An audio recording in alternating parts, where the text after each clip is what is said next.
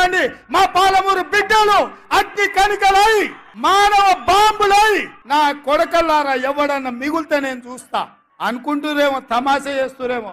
వానో వీనో సందులల్లా సకలగుల పెట్టి ఏదో చేద్దామని ఒక్కనొక్కని పండబెట్టి తొక్కి పేగులు తీసి మెడలేసుకొని ఊరేగుతాం బిడ్డ. ఎవడని ప్రభుత్వం మీదకి వస్తే ఇది ఆసామాసి అల్లాటప్పకు వచ్చిన వాళ్ళం కాదు బిడ్డ. నల్లమల్ల అడవి నుంచి తొక్కుకుంటా ప్రగతి భవన్ లో ఉన్న నిన్ను కంచెలు బద్దలు కొట్టి బజార్లకి ఇచ్చిన బిడ్డను బిడ్డ. ఇక్కడ నుంచి వచ్చినోని తట్ట పని, పార పని, మట్టు పని, ముంబాయి దుబాయ్ వలసలు పోవడే కాదు బిడ్డ. నీలాంటి వాళ్ళని దిక్కుమాలిన పదం ఏంటంటే మానవ బాంబులు అవుతారట. రేవంత్ రెడ్డి గారికి నేను చేసే విజ్ఞప్తి ఒకటే, మానవ బాంబులు ఇవి అవి కాదు, నీ పక్కనే ఉన్నాయి కాంగ్రెస్ పార్టీల బాంబులు. ఎవరో కాదు నీ కూల్చేది, నీ పక్కనున్న బాంబులే. నల్గొండ బాంబు, ఖమ్మం బాంబు వాళ్ళే నీ గవర్నమెంట్ మీద వాళ్ళే చేస్తారు. చేసేదంతా మేమేం చేయం. మేము మనస్ఫూర్తి కోరుకుంటున్నాం రేవంత్ రెడ్డి గారు, నువ్వు 5 ఏళ్లు నిక్షేపంలాగా ఉండాలి, 5 ఏళ్లు ఉండాలి. నువ్వు ఇచ్చిన 420 హామీలు అమలు చెయ్యాలనే డిమాండ్ చేస్తున్నాం, చెయ్యాలనే కోరుకుంటున్నాం.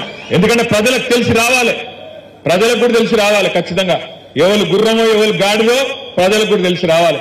ఎందుకంటే ప్రజలకు తెలుస్తుంది, వెలుగు చీకటి రెండు చూస్తేనే వెలుగు విలువ తెలుస్తుంది. కేసీఆర్ ను రేవంత్ రెడ్డి ఇద్దరిని చూసినాకనే ప్రజలకు కూడా మన నాయకుడి యొక్క గొప్పతనం ఏందో తెలుస్తుంది అనే మాట కూడా ఈ సందర్భంగా నేను విజ్ఞప్తి చేస్తా ఉన్నా. అందుకే రేవంత్ రెడ్డి గారు బీపీ పెంచుకుని ఆగమాగం కాకు, నీవు బీపీ గోలు వేసుకో, మంచిగా సల్లకు కూసో.